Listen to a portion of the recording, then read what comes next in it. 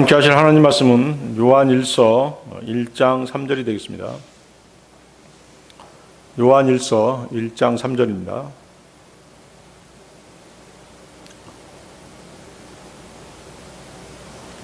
찾으셨으면 제가 받들어 읽겠습니다. 요한일서 1장 3절 말씀. 우리는 우리가 목격하고 들은 그것을 너희에게 선언하노니 너희 역시도 우리와 함께 교제를 나누게 하려 함이라. 그리고 참으로 우리의 교제는 아버지와 함께하는 것이며 그분의 아들 예수 그리스도와 함께하는 것이라. 본문은 구원받은 사람들을 향한 말씀이죠. 거기 보십시오. 우리가 목격하고 들은 그것을 너희에게 선언하노니, 여기 선언하다라고 되어 있는데, 선언하다는 이제 그 헬라어로 아판겔로라고 합니다. 전하다, 보고하다는 뜻이 있습니다. 그래서 그것을 너희에게 전하노니, 보고하노니, 선언하노니 같은 의미가 되겠죠. 또 본문의 교제는 사귐이라는 의미입니다. 공통된 정서를 나누고 공통된 목표를 향해서 살아가는 것을 말합니다. 대표적인 예로 그 초대교회에서 서로의 기쁨과 슬픔에 적극적으로 참여하고 공동체를 이루며 친교를 나누었던 것을 교제 혹은 사귐의 예로 들 수 있습니다. 사도행전 2장 42절 45절입니다. 그리고 그들이 확고하게 사도들의 교리와 교제 안에 계속 있으며 빵을 찢는 일과 기도들을 지속하였더라. 그리고 모든 혼유에 저마다 두려움이 임하였으니 모든 이적들과 표적들이 사도들에 의하여 행하여졌더라. 또 믿는 자들 모두가 함께하였고 모든 것들을 공동으로 소유하였으니 각각의 모든 사람이 지닌 필요에 따라 자신들의 소유들과 재화들을 팔아 그것들을 모든 사람들에게 분담하였더라. 초대교회 때는 성령께서 아주 강하게 역사하셨기 때문에 모든 것을 다 내놓고 공동 소유로 해서 이런 공동체 생활이 가능했던 것입니다. 그러나 지금은 그렇게 하기가 매우 힘듭니다. 자꾸만 와서 이제 이런 공동체를 해보겠다라고 나선 사람들이 많이 있었죠. 지금도 소수의 모임들이 이런 모임들이 있어요. 자기 전 재산 다 내놓고 공동 소유로 또 쓰면서 공동 생활을 하는 사람들이 있습니다. 근데 이제 그런 그 집단들이 너무 폐해가 많아가지고 상처 입고 흩어지는 그런 사례들이 많이 목격되었기 때문에 지금은 이런 공동체 생활을 하기가 쉽지가 않습니다. 예전에 그런 게 있었잖아요. 여러분들 들어봤는지 모르겠는데 통용파라고 있었죠. 통용파. 구원파에서 나와가지고 이렇게 따로 전 재산 내놓고 같이 농장 운영하면서 그렇게 그 신앙생활 하던 그런 모임이 있었습니다. 근데 얼마 못 가서 어떻게 했어요? 결국은 다 뿔뿔이 흩어지고 말았죠. 다들 육신이 처리가 안 돼 있기 때문에 함께 생활하다 보면 어떻습니까? 계속 육신이 드러나는 거예요. 그러다 보니까 서로 시기, 질투, 반목, 일어나서는 안 될 그런 일들이 일어나면서 대판 싸우기도 하고 그러면서 결국은 다 흩어져 버렸죠. 본절에서의 그 선언, 디클레어, 선언의 목적은 교제가 성도들 간에만 머물지 않고 성도와 하나님과의 교제까지 발전해 나가도록 하기 위해서입니다. 거기 보십시오. 너희 역시도 우리와 함께 교제를 나누게 하려 함이라. 성도는 믿음으로 그리스도와 연합되어 있습니다. 그렇습니까?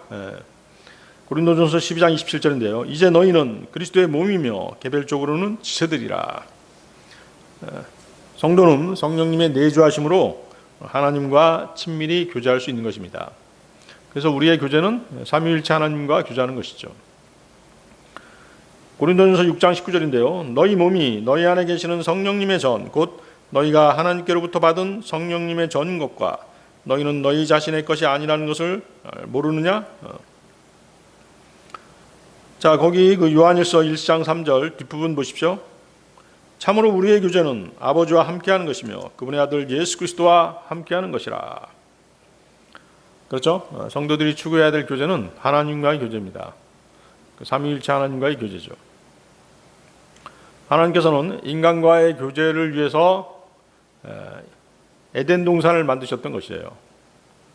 그러나 아담의 죄로 말미암아 인간은 에덴 동산에서 쫓겨났고 하나님과의 교제 역시 단절되어 버린 것입니다. 그러나 그리스도 안에서 믿음으로 얻은 새 생명을 통해서 인간은 다시 하나님과 교제할 수 있게 된 것입니다. 따라서 성도는 하나님과 자유롭게 교제할 수 있습니다. 또 적극적으로 교제에 나가야 하는 것입니다. 여러분들 거기 그 밑에도 보십시오. 요한일서 1장 6절 7절 한번 보세요. 그 밑에 요한일서 1장 6절 7절. 만일 우리 자신이 그분과 교제가 있다고 말하면서 어둠 가운데 살아간다면 우리는 거짓말하는 것이며 진리를 행하는 것이 아니니라. 그러나 만일 우리가 그분께서 빛 가운데 계신 것 같이 빛 가운데 살아간다면 우리가 서로 간에 교제가 있는 것이며 그분의 아들이신 예수 그리스도의 피가 우리를 모든 죄에서 정결하게 하시느니라. 자, 그리스도인은 이미 빛 가운데 있는 사람들이죠. 하나님의 명령은 우리가 빛 가운데 있기 때문에 또한 빛 가운데서 행하라는 것입니다. 빛이 있는 곳에는 어둠이 있을 수 없죠. 또 어둠이 있는 곳에 빛이 있을 수 없습니다. 빛과 어둠은 함께 할 수 없는 것입니다. 진리를 쫓는 자는 빛으로 나아오게 되어 있습니다. 그러나 악을 행하는 자는 어두움 가운데 거합니다. 왜냐하면 자신의 악한 행위가 빛에 의해 드러나기 때문인 것이죠. 요한복음 3장 20절 21절 말씀입니다. 이는 악을 행하는 모든 자마다 빛을 증오하고 그의 행실들이 책망받을까 하여 빛으로 오지도 아니하기 때문이라. 그러나 진리를 실행하는 자는 빛으로 오나니 그의 행실들이 명백하게 드러나게 하려 하며 그것들이 하나님 안에서 이루어지게 하려 함이라. 그래서 하나님과 교제한다라고 고백한 사람이 계속 어둠 가운데 행한다는 거 하는 것은 모순이죠. 그런 일은 있을 수 없는 것이죠. 그래서 참된 회개는 우리를 더 이상 어둠 가운데 머물러 있도록 놔두지 않는 것입니다. 우리 안에 거하는 성령님께서는 어둠을 싫어하십니다. 어둠과 함께 하실 수 없으신 것이죠. 거기 보십시오. 그분께서 빛 가운데 계신 것 같이 빛 가운데 살아간다면 우리가 서로 간에 교제가 있는 것이며 빛 가운데 거하는 믿음 생활의 가장 중요한 특징은 하나님과의 교제라고 하는 것이죠. 즉 빛 가운데 행하는 삶, 거룩하고 성결하게 하는 삶이 하나님과의 막힘없는 교제를 가능하게 하는 것입니다. 그렇죠? 여러분들 한번 생각해 보세요. 죄를 짓고 여러분들 기도의 제단 앞에 무릎 꿇을 수 없죠? 뭐 회개의 기도 아닌 바에는 담대하게 자신의 필요를 요구할 수 없을 것입니다. 죄를 지으면 숨게 돼 있어요. 아담이 그렇게 했잖아요. 선악을 알게 하는 지식의 나무에서 나는 열매를 먹은 다음에 어떻게 했어요? 하나님을 피했죠? 그렇게 되는 것입니다. 죄를 지은 상태로 하나님과 열렬하게 교제한다? 그런 일은 있을 수 없는 것이에요. 하나님께서 만나주지도 않죠. 왜? 하나님께서는 거룩하신 분이시기 때문에 죄인들과 교제하지 않으시는 분이세요. 그렇기 때문에 어둠 가운데서 행하는 삶, 마음의 죄를 가득 부은 상태에서는 거룩하신 하나님과 영적으로 교제한다라고 하는 것은 불가능한 것입니다. 또 보십시오. 거기 마지막 줄 보세요. 예수 그리스도의 피가 우리를 모든 죄에서 정결하게 하시느니라. 교제가 나오다가 왜 갑자기 예수 그리스도의 피가 나오는 것일까요? 그것은 우리가 언제든지 죄를 지을 수 있기 때문입니다. 구원받은 이후에 짓는 죄 역시 주 예수님의 피에 의지해서 우리는 자백할 수 있는 것이잖아요. 그렇죠? 예수님의 보혈이 뿌려져 있기 때문에 우리는 그 죄를 자백할 수 있는 것이에요. 하나님은 거룩하신 분이기에 죄인들과 교제하지 않으십니다. 그래서 우리의 죄를 항상 자백해서 깨끗하게 해야 되는 것이죠.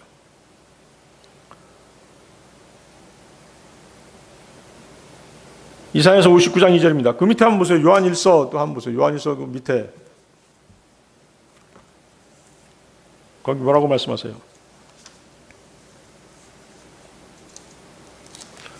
요한일서 1장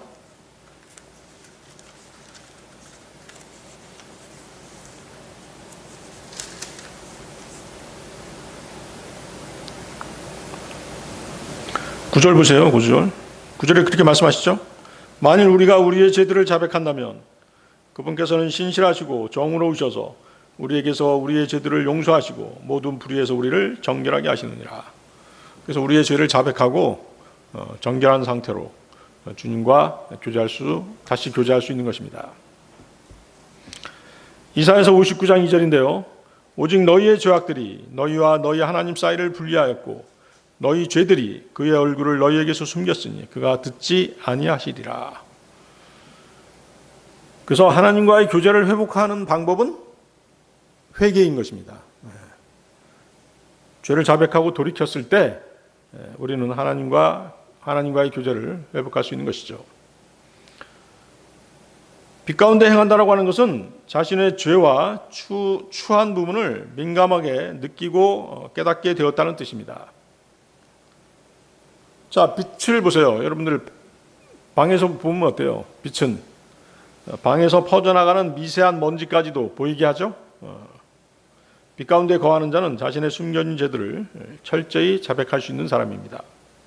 그리고 오로지 구속주의 보혈과 그분의 의만을 의지하게 되는 것이죠.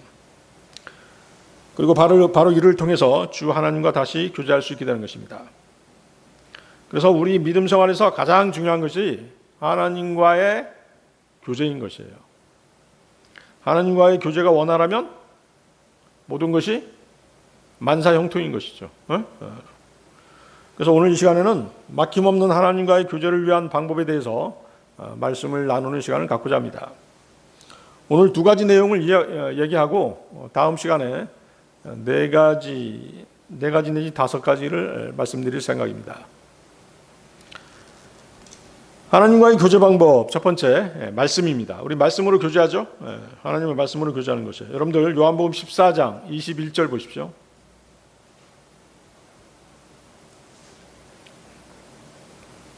요한복음 14장 21절.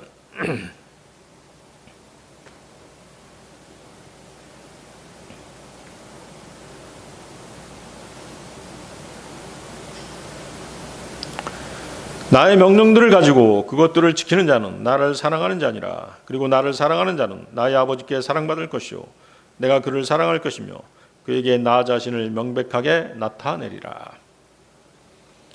자, 하나님께서는 성경 말씀을 많이 아는 자를 사랑한다라고 말씀하시지 않으시죠?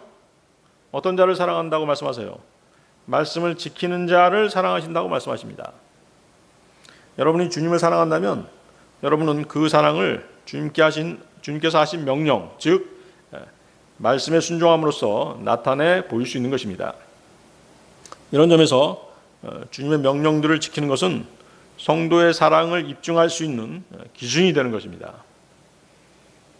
그래서 본 구절은 믿는 자에게 주시는 개인적인 사랑에 대한 말씀입니다. 주님과 성도 사이에 인격적인 관계가 형성되는 것은 막힘없는 교제입니다.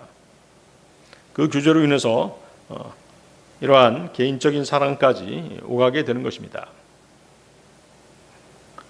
하나님께서 성경을 주신 목적은 성경에서 가르치고 있는 것들을 배우고 그 배운 것을 행하라고 주신 것이죠. 알고만 있으라고 주신 게 아니잖아요. 우리는 성경 말씀을 통해서 그분과 교제합니다. 그렇습니까?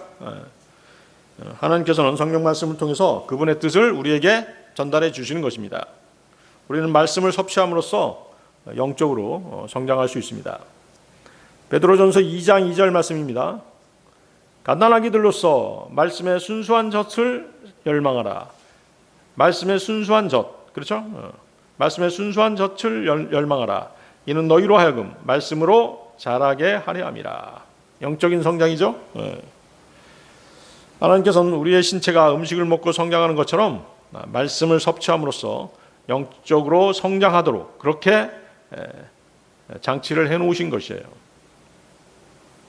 예수님께서는 마태복음 4장 4절에서 사람이 빵으로만 살 것이 아니요 다만 하나님의 입에서 나오는 각각의 모든 말씀으로 살 것이라고 하셨습니다. 고난 중에 있던 욥도 그를 찾아온 친구들에게 이렇게 말합니다.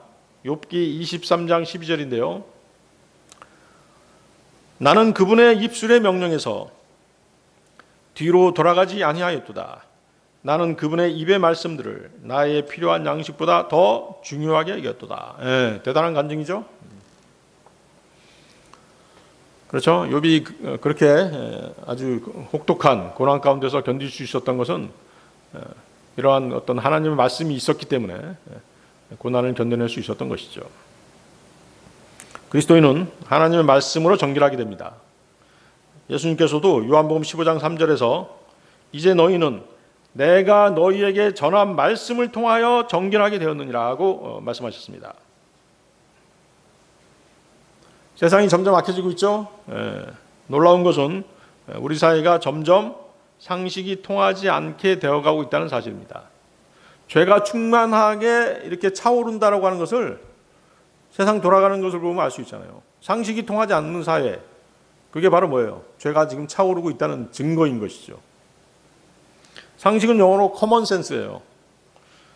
우리가 공통적으로 느끼는 옳고 그름에 대한 올바른 판단, 그것이 바로 상식인 것이에요. 그래서 상식은 양심과 관계가 있는 것이죠. 그러나 비정상적인 일들이 우리나라뿐만 아니라 전 세계적으로 횡행하고 있는 것이죠. 마구 일어나고 있죠. 비상식적인 일들이 마구 일어나고 있어요. 특히 정치인들이 비상식적인 법안들을 만들어가지고 마치 상식적인 양 국민들을 속이는 것입니다. 동성애법 같은 것이 대표적인 그런 악법이잖아요. 비상식적인 법이잖아요. 소돔과 고모라가 멸망한 이유가 뭐냐면 음행 때문만이 아니에요. 음행은 그 중에 일부일 뿐이죠. 상식이 통하지 않는 사회였기 때문에 양심이 마비된 사회라는 것이죠. 그렇게 해서 하나님께서 치신 것이죠. 그래서 인간이 점점 악해가고 있고 그 마음속에서 악한 것들이 마구 뿜어져 나오는 것입니다. 마가복음 7장 21절 23절 말씀인데요. 이는 속에서 곧 사람들의 마음에서 악한 생각들과 간음들과 음행들과 살인들과 도둑질들과 탐욕과 사악함과 속임수와 음란과 악한 눈과 신성모독과 교만과 어리석음이 나오기 때문이라. 이 모든 악한 것들이 속에서 나와 그 사람을 더럽히느니라. 그래서 이런 악을 제거하고자 하는 인간의 정책은 오히려 더 악한 결과를 가져올 뿐인 것입니다. 양심을 정결하게 할 수 있는 방법은 뭘까요? 오직 하나님의 말씀밖에 없는 것입니다. 시편 119편 9절 말씀입니다. 청년이 무엇으로 자신의 길을 정결하게 하리까? 당신의 말씀에 따라 그 길에 주의함으로써 정결하게 하리이다. 악하고 음란한 생각을 하나님의 말씀으로 대체시켜야 하는 것입니다. 시편 119편 11절 제가 당신의 말씀을 제 마음속에 간직하여 싸우니 제가 당신을 대적하여 죄를 짓지 아니하려 함이니이다.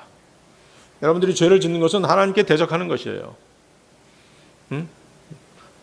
어떻습니까? 그리스도인이 하나님을 대적하며 살 수 있겠습니까? 안 되겠죠?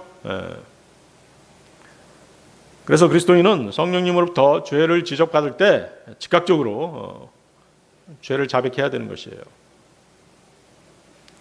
그러면 주님께서는 우리 죄를 용서하시고 깨끗하게 해주십니다.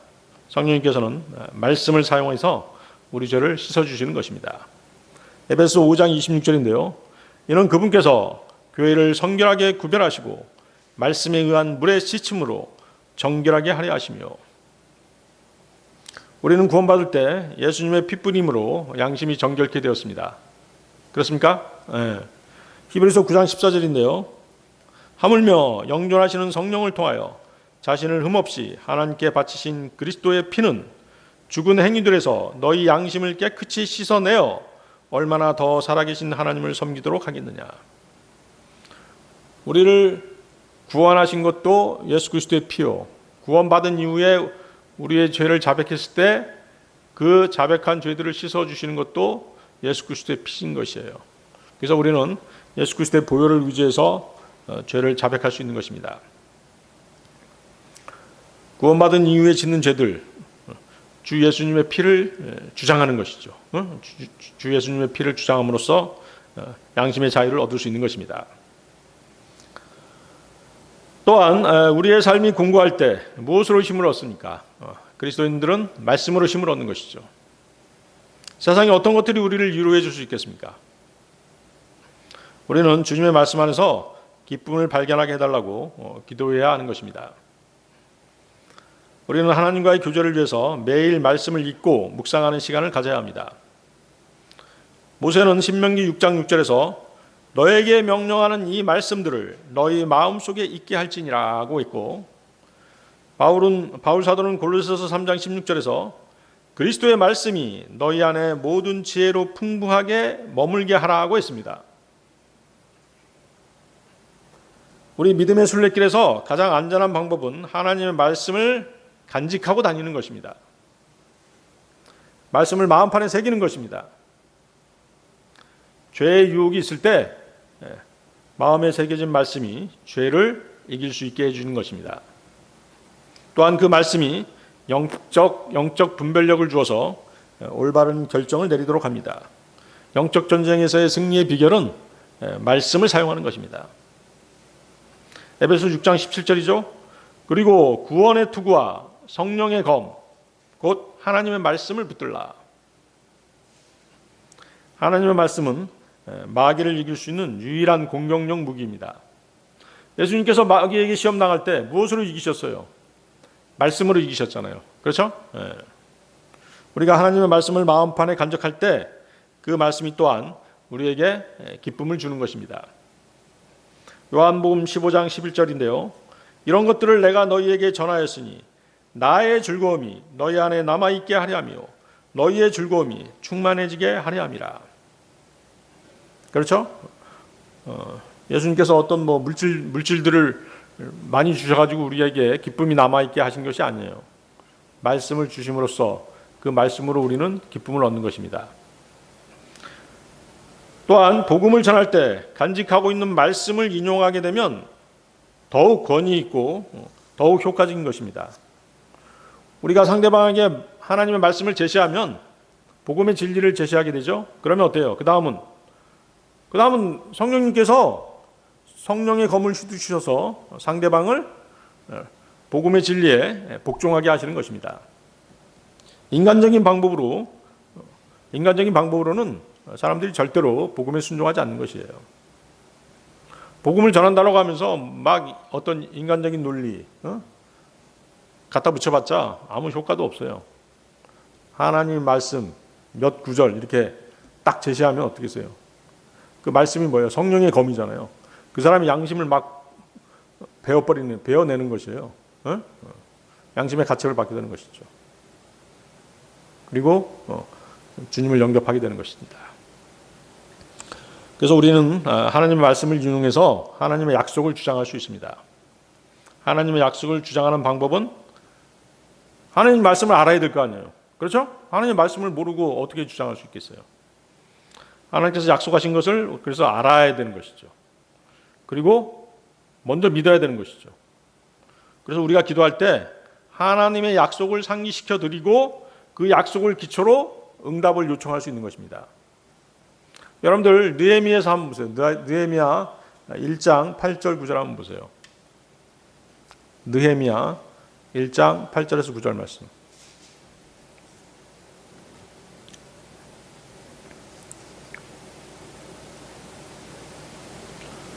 찾으셨나요? 제가 당신께 간청하오니 당신께서 당신의 종 모세에게 명령하신 말씀을 기억하소서. 말씀하시기를 만일 너희가 불법을 행한다면 나는 너희를 민족들 사이로 널리 흩겠노라.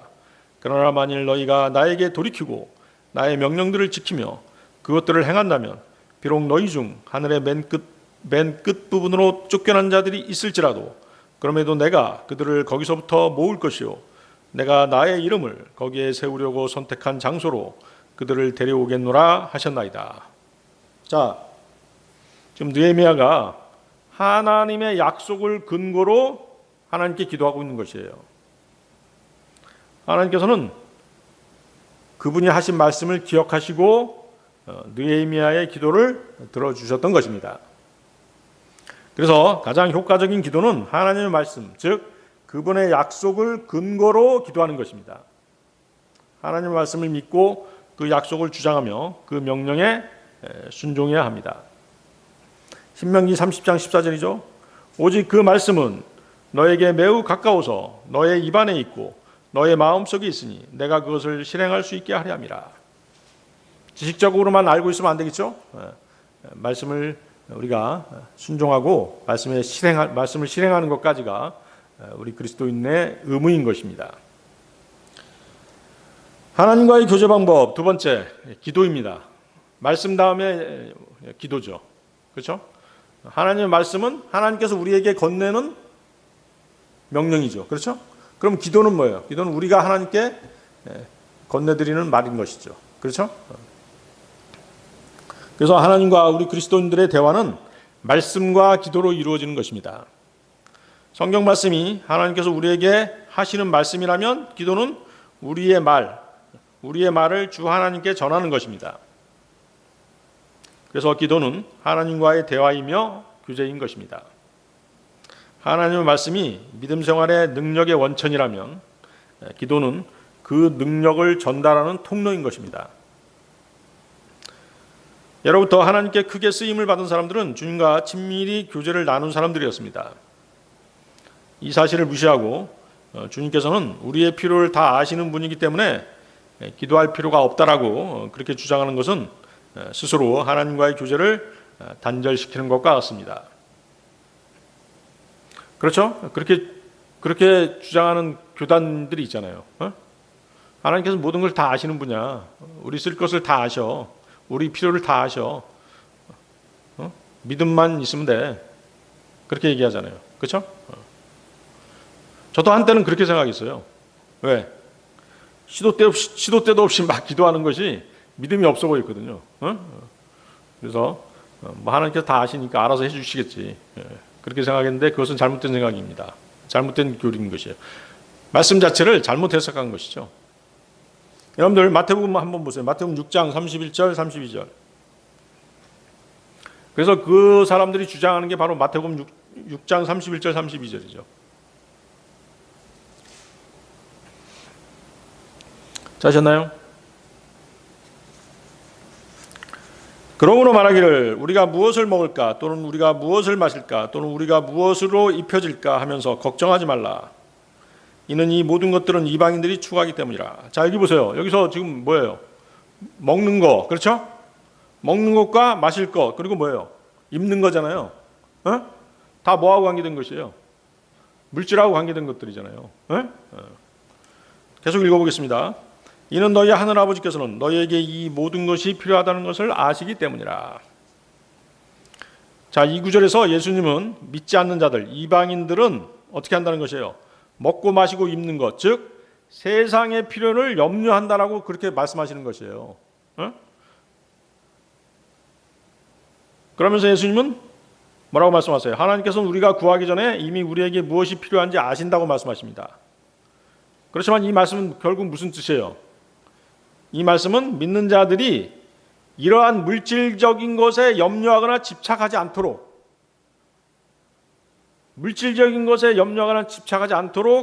가르치기 위해서 이렇게 말씀하신 것이에요. 아시겠습니까? 데살로니가전서 5장 17절에는 어떤 말씀이 있어요? 끊임없이 기도하라는 말씀이 있잖아요. 그럼 이 끊임없이 기도하라고 하는 의미는 뭘까요? 하나님과 끊임없이 교제하며 언제나 그분을 의지하고 감사와 경배를 드리라는 말씀인 것이죠. 그래서 기도라고 하는 것은 필요한 것을 구하는 그 이상의 의미가 있는 것입니다. 기도는 단순히 하나님께서 이미 알고 계시는 우리의 필요를 아뢰는 것이 아니라는 것이죠. 그렇잖아요? 그분께서 아시는데 왜 기도할 필요가 뭐가 있겠어요? 그건 아니잖아요. 그런데 왜 기도하라고 하시겠어요? 쉬지 말고 기도하라. 끊임없이 기도하라고 말씀하시겠어요? 그분과의 기도는 그분과의 관계와 교제에 관한 것이에요. 기도는 우리를 변화시키고 우리의 마음을 그분의 뜻에 일치시키며 우리의 믿음을 더욱 깊게 하는 것입니다. 그래서 기도하라고 하는 것이죠. 그래서 끊임없이 기도하는 것은 하나님께 끊임없이 의지하는 모습을 보여주는 것입니다. 모든 삶의 필요와 목적이 하나님으로부터 비롯된다는 것을 인정하는 것이죠.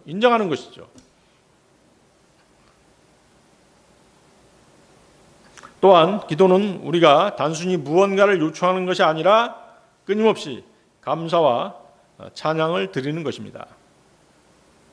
하나님께서 우리에게 끊임없이 기도하라고 명령하시는 이유는 기도를 통해 우리의 인격을 형성하고 믿음을 키우고 영적으로 깨어있게 하시기 때문입니다.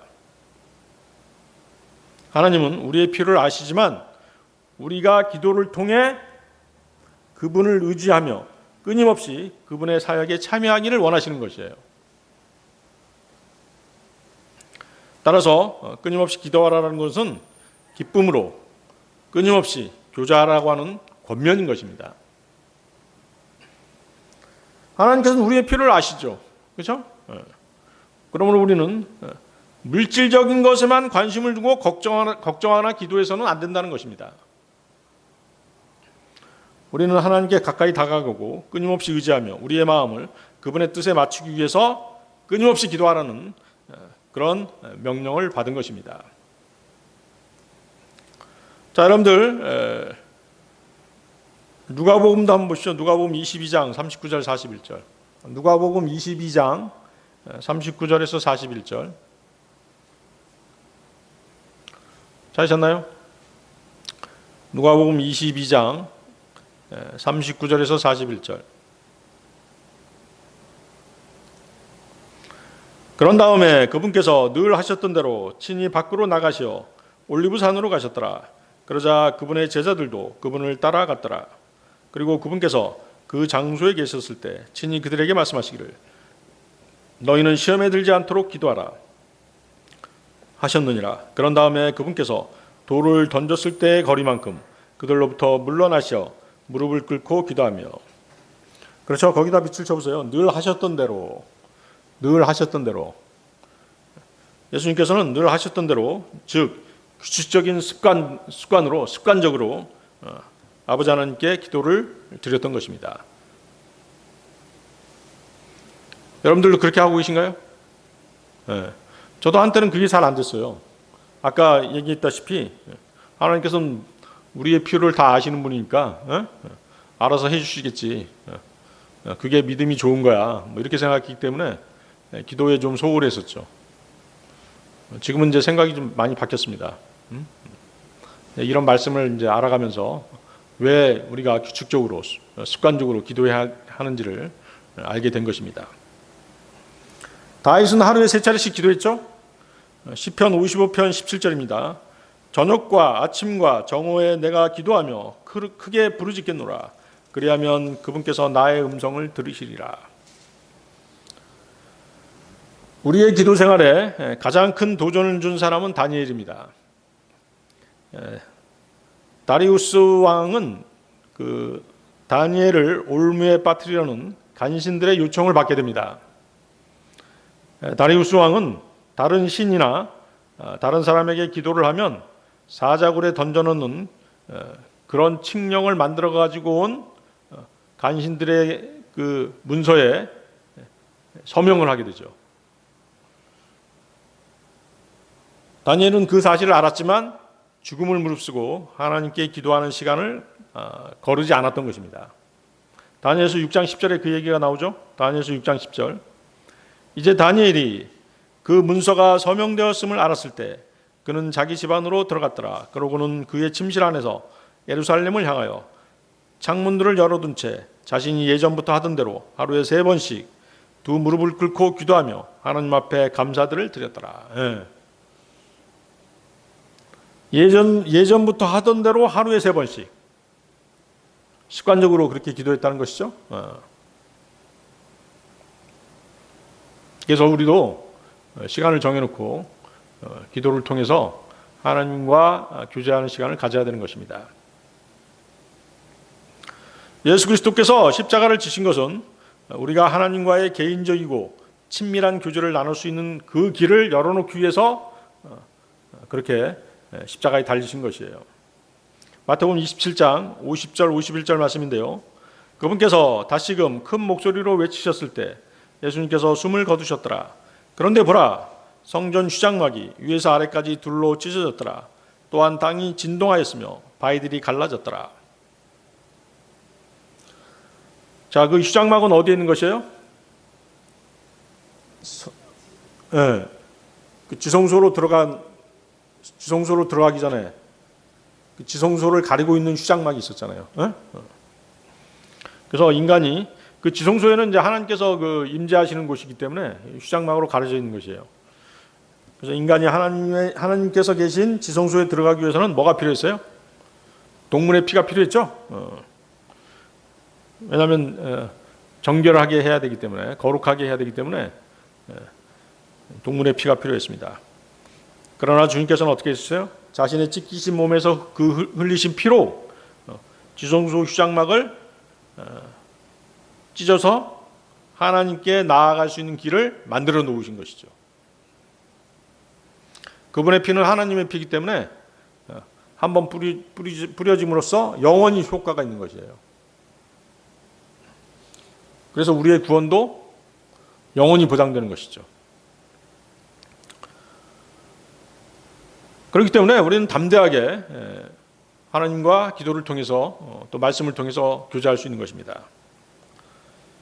그래서 하나님께서는 매일 매시간 갖는 기도 시간을 통해서 우리를 점점 더 변화시키십니다. 어떻게 변화시키는 것이에요? 예수 그리스도를 점점 닮아가게 하시는 것입니다. 하나님께서는 우리가 그분의 아들의 형상을 담기 원하시는 것이에요.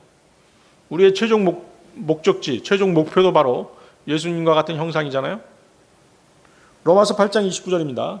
이는 그분께서 또한 자신이 미리 아신 자들을 그분의 아들의 형상과 일치되게 하시려고 예정하셨기 때문이니. 그렇죠? 하나님께서는 우리가 구원받을 것을 미리 아셨어요. 그리고 그 다음에 예정하시죠. 우리가 구원받으면 바로 예정하시는 것이에요. 뭘 예정하시는 것이에요? 예수님과 같은 형상, 예수님과 같은 형상으로 만들기 위해서 우리를 예정하시는 것이죠. 자, 그러면 기도 응답의 가장 중요한 조건은 뭘까요?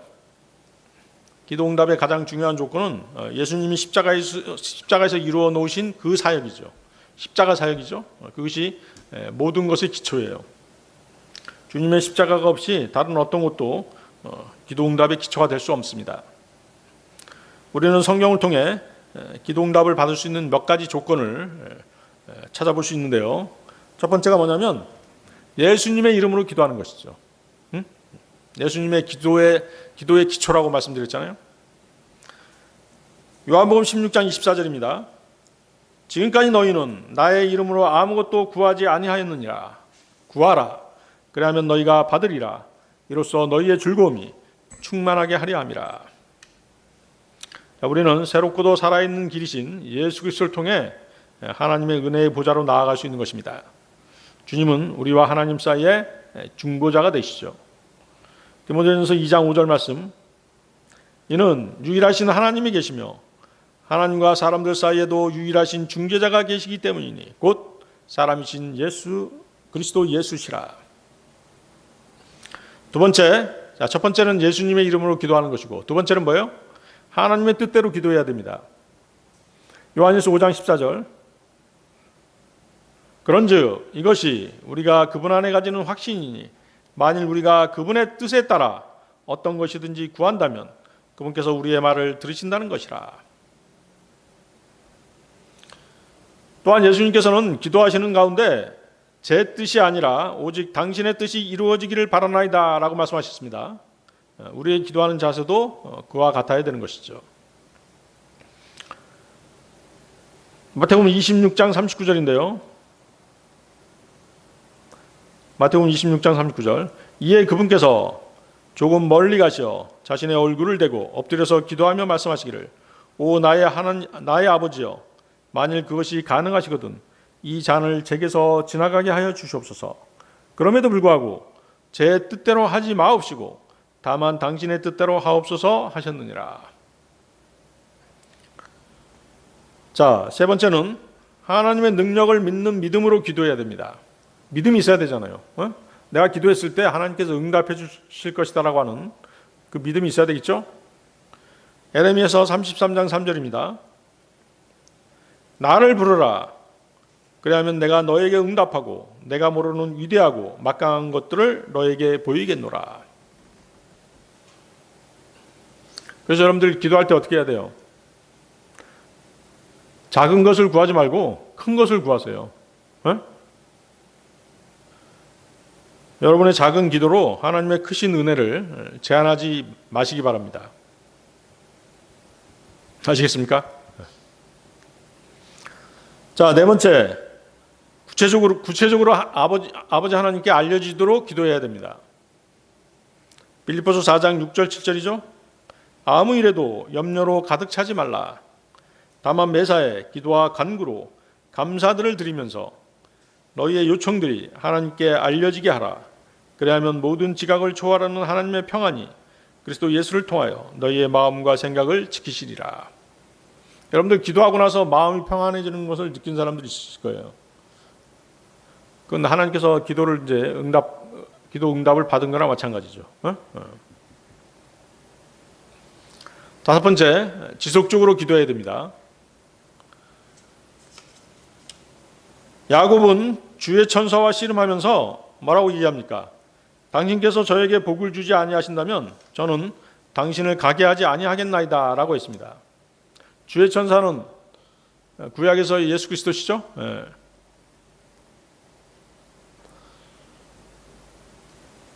자, 예수님께서는 제자들에게 항상 기도하고 낙담하지 말라고 하셨습니다. 그리고 한 예를 들어주셨는데 재판관에게 끊임없이 매달리는 과부를 예로 드셨죠.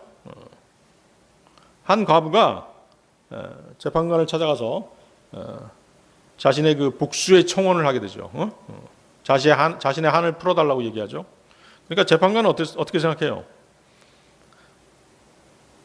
번거로웠죠. 그러면서도 어떻게 생각하는 것이에요? 그 과부가 자신을 계속해서 번거롭게 하고 귀찮게 할 것 같아가지고 어때요? 그 과부의 복수의 청원을 들어주게 되는 것이죠. 여러분도 마찬가지입니다. 하나님께 끈질기게 간청하셔야 되는 것입니다. 자, 이상 다섯 가지를 얘기했죠? 뭐였습니까? 첫 번째, 예수 그리스도의 이름으로 기도한다. 두 번째, 하나님의 뜻대로 기도한다. 세 번째, 하나님의 능력을 믿는 믿음으로 기도한다. 네 번째, 구체적으로 하나님께 알려지도록 기도한다. 다섯 번째, 지속적으로 기도한다 였죠. 그런데 기도 응답을 가로막는 장애들이 또 있죠. 세 가지가 있습니다. 첫 번째는 믿음 생활에서 자백하지 않는 죄죠. 죄는 하나님과의 교제를 끊어지게 한다고 말씀드렸습니다. 당연히 하나님께서는 죄인의 기도를 듣지 않으시는 것입니다. 시편 66편 18절 말씀인데요. 만일 내가 나의 마음속으로 죄악을 유념한다면 주께서 나의 말을 듣지 아니하시리라. 그래서 우리는 죄를 자백하고 버려야 되는 것입니다.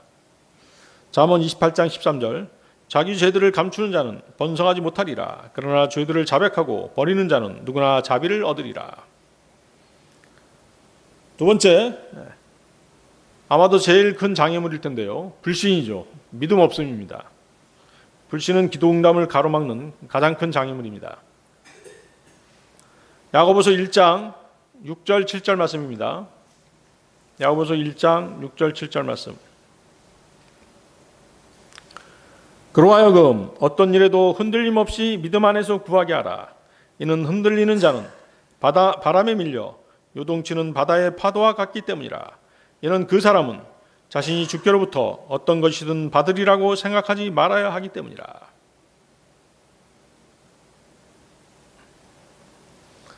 자, 기도의 장애가 되는 세 번째는 뭘까요? 말씀에 순종하지 않기 때문인 것이죠. 말씀에 순종하지 않기 때문에 기도 응답을 받지 못하는 것입니다. 잠언 28장 9절 말씀이죠. 잠언 28장 9절. 율법을 듣는 데서 자신의 귀를 돌려버리는 자는 그의 기도마저 가증함이 되리라.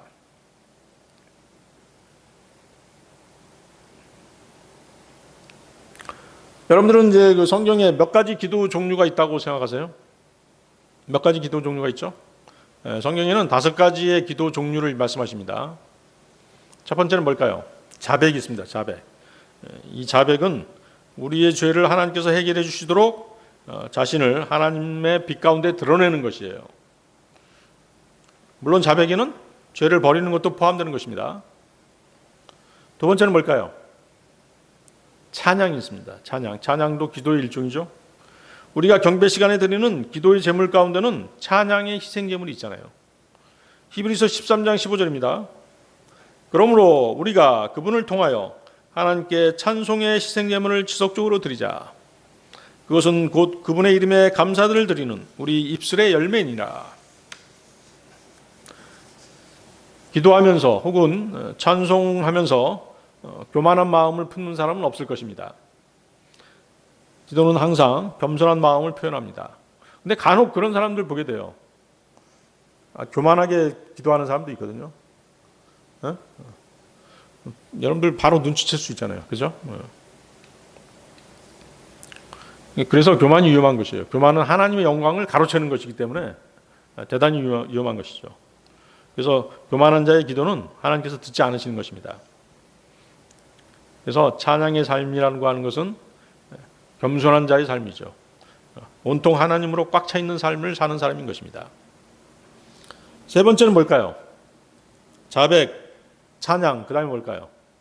감사죠. 감사합니다. 감사. 고린도후서 4장 15절 넘치는 은혜가 많은 이들이 드리는 감사들을 통하여 하나님의 영광에 이르게 하려 함이라. 그리스도인은 하나님께 감사할 수 있어야 되죠. 감사가 드려질 때, 하나님께 감사가 드려질 때 그 감사로 인해서 주님께서 영광을 받으시는 것이에요. 그래서 감사는 일회성으로 어쩌다 한 번씩 하는 것이 되어서는 안 되겠죠. 자, 여러분들 한번 자신의 주변을 한번 돌아보세요. 얼마나 그 감사할 일들이 많이 있습니까? 우리의 생명 활동, 우리가 먹고 자고 숨 쉬는 모든 일들이 경이롭잖아요. 감사한 일들인 것입니다. 그래서 데살로니가전서 5장 18절에는 매사에 감사들 드리라. 이는 이것이 그리스도 예수 안에서 너희에 관한 하나님의 뜻이기 때문이라. 하나님의 뜻이 바로 우리가 감사드리는 것입니다. 그래서 예수 그리스도를 구주로 모시는 사람들의 특징은 감사할 줄 아는 것이죠. 하나님께서는 감사를 모르는 사람들을 매우 싫어하세요. 자, 예수님께 고침받은 10명의 문둥병자가 있었죠? 그 중에 몇 사람이 찾아왔어요? 단 한 명의 문둥병자만 다시 찾아왔습니다. 그렇죠? 여러분들 한번 보세요. 누가복음 17장 한번 보세요. 누가복음 17장 15, 18절 한번 보시죠.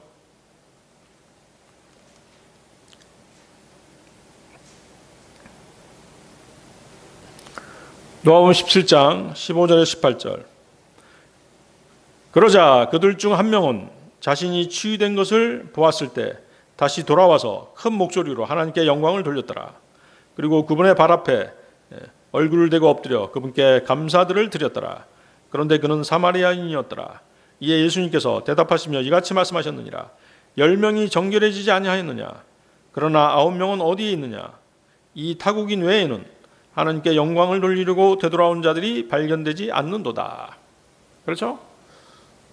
감사를 드리면 하나님께서 영광을 받으신다고 말씀드렸잖아요. 근데 10명이 치유를 받았는데 한 명만 와서 감사를 드린 것이에요. 예수님께서 9명에 대해서 나무라시는 것이잖아요. 그래서 바울이 로마에 보낸 서신서에서도 경건하지 못한 사람의 특징이 뭐다? 감사하지 못하는 사람인 것이죠. 로마서 1장 21절입니다. 로마서 1장 21절 한번 찾아보세요. 로마서 1장 21절.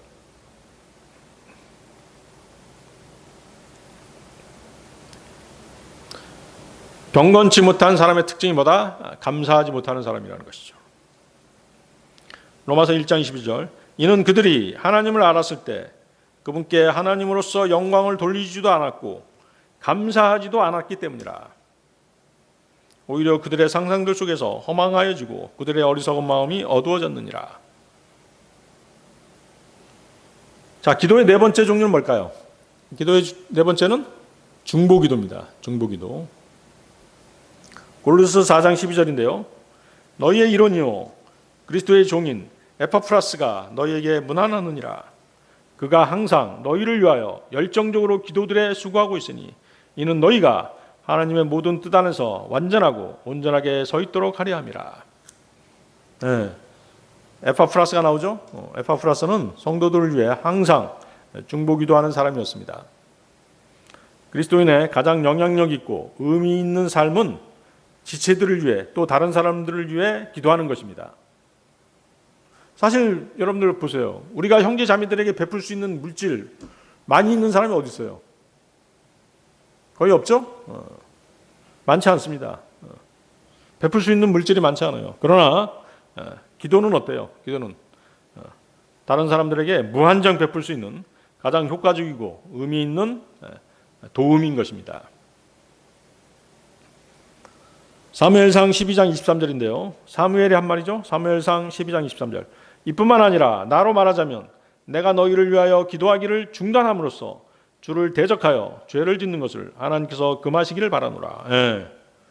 사무엘은 기도하지 않는 것을, 특히 중보기도하지 않는 것을 뭐라고 얘기했어요? 백성들을 위해 중보기도하지 않는 것을 주를 대적하여 죄를 짓는 것이라고 말하잖아요. 부활 승천하신 주 예수님께서는 하나님 우편에서 여전히 우리를 위하여 중보하고 계십니다. 우리의 지체들을 위한 중보기도는 절대 헛되지 않습니다. 그래서 여러분들 그 밴드에 기도 요청문을 올려주시고 합심해서 기도할 수 있도록 그렇게 하시기 바라겠습니다. 자, 기도의 다섯 번째는 뭘까요? 간구죠. 간구. 그래서 간구는 자기 자신을 위해 기도하는 것입니다. 그래서 이제 기도할 때 그 어떤 명문화된 형식은 없어요, 사실은. 그렇지만 조금 이렇게 어떤 프레임을 짜놓고 기도하면 또 더욱 효과적인 것은 사실이죠.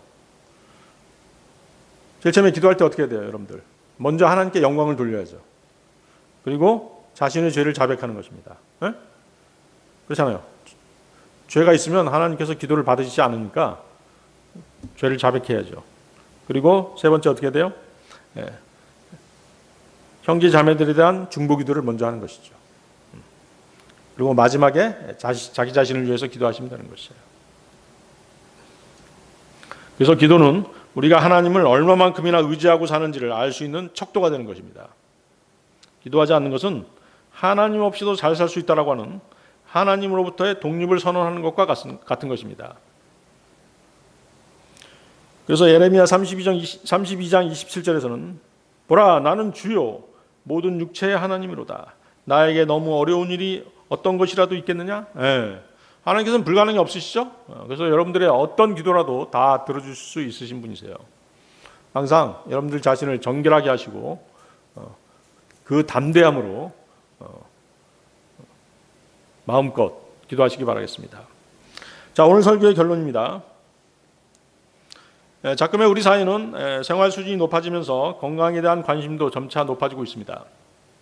모든 TV, SNS, 언론 매체들이 건강에 대한 다양한 정보를 제공해주고 있습니다.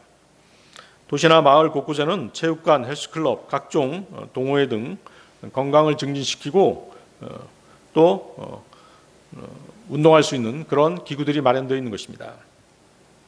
건강이 인생의 90%라고 하는 말이 있죠. 나이를 먹을수록 더욱더 신경 써야 하는 것이 건강입니다. 건강을 잃으면 모든 것을 잃는 것이라는 말은 결코 허언이 아닌 것입니다. 몸이 아프면 아무것도 할 수 없죠. 몸이 아프면 경배도 드릴 수 없고 복음을 전하러 다닐 수도 없습니다. 그런데 그리스도인은 육체적인 건강 말고도 영적인 건강을 챙겨야 합니다. 몸의 건강은 현 세상을 살아가는 데만 필요합니다. 그러나 영적인 건강은 현 세상뿐만 아니라 오는 세상에서도 매우 유익합니다. 디모데전서 4장 8절인데요. 이는 몸의 훈련은 유익이 거의 없으나, 여기 이제 유익이 거의 없으나 이렇게 번역했는데 약간의 유익이 있다 그런 얘기입니다. 유익이 적다 그런 뜻이에요. 뭐에 비교해서? 경건에 비교해서 그렇다는 것이죠. 다시 읽어보겠습니다. 디모데전서 4장 8절. 이는 몸의 훈련은 유익이 거의 없으나, 유익이 조금밖에 없으나 이런 뜻입니다. 많지 않으나 경건은 모든 일들에 있어 유익하니 현재 있는 생명의 약속과 다가올 생명의 약속을 가지게 하느니라. 그래서 몸의 훈련도 유익이 있고 경건도 유익이 있어요. 있는데 그 유익의 범위가 차이가 있다라고 말씀하시는 것뿐이에요. 자, 영적 건강을 유지하는 방법은 육체의 건강을 유지하는 것과 매우 흡사합니다. 그래서 우리는 때에 맞춰 알맞는 식사를 하죠. 식사를 거르거나 며칠씩 굶게 되면 몸이 축날 수밖에 없습니다. 균형 잡힌 식단으로 영양을 공급해 주지 않으면 몸에 병이 생길 수도 있습니다. 우리에게 필요한 영의 식사를 통한 영양 공급은 뭘까요? 하나님의 말씀이죠. 바울 사도는 에베소 성도들을 하나님의 말씀에 의탁했습니다. 성도들이 말씀으로 세워지고 거룩하게 되며 말씀에 의해 성장함으로써 장차 주님으로부터 유업을 받을 근거가 생기게 된다라고 그렇게 충고했습니다. 하나님의 말씀에 의해 은혜 가운데 자라가는 자가 장차 주님 앞에서 상급을 받게 되는 것입니다. 사도행전 20장 32절인데요. 사도행전 20장 32절. 그리고 형제들아, 이제 내가 너희를 하나님께 위탁하며 그분의 은혜의 말씀에 위탁하노니 그것은 너희를 능히 세울 수 있으며 성결하게 구별된 모든 자들 가운데서 너희에게 한 유산을 줄 수 있느니라. 하나님의 말씀에 의해서 성장한 자, 그 사람이 상급을 받게 된다는 말씀인 것이에요. 하나님의 말씀이 때에 맞는 영의 식사라고 한다면 그 다음으로 중요한 것이 바로 뭐예요? 호흡입니다. 우리는 숨을 쉬지 않으면 바로 죽게 되죠? 하나님의 말씀을 공급받고 그 다음에 필요한 것은 바른 호흡인 것이죠. 기도가 바로 영의 호흡인 것입니다. 여러분들 복식호흡법 아신가요? 복식호흡법이 있죠? 호흡을 깊게 해서 아랫배까지 산소를 전달하는 호흡 방법입니다. 깊고 느린 복식호흡은 심신을 안정시키고 소화기능 개선, 폐활량 증가 등 다양한 이점을 제공합니다. 특히 스트레스 해소, 불안 감소, 집중력 향상에 효과적입니다. 신체적 건강 측면에서도 복식호흡은 혈액순환 개선, 장운동 활성화, 체지방 감소 등에 도움을 줄 수 있다고 말합니다. 우리는 기도를 복식호흡하듯이 깊게 할 필요가 있습니다. 간절히 기도하면서 자신의 마음을 하나님 앞에 쏟아놓는 그런 기도가 필요한 것입니다. 시편 62편 8절이죠. 시편 62편 8절. 항상 그분을 신뢰하라. 너희 백성아, 너희의 마음을 그분 앞에 쏟아놓으라. 하나님께서는 우리를 위한 피난처시로다. 셀라. 그래서 말씀과 기도 이 두 가지가 하나님과의 교제의 핵심 사항인 것입니다. 말씀과 기도를 통해 하나님과 막힘없이 교제함으로써 여러분은 바르게 또 빠르게 성장할 수 있는 것입니다. 네, 다 같이 기도하시겠습니다.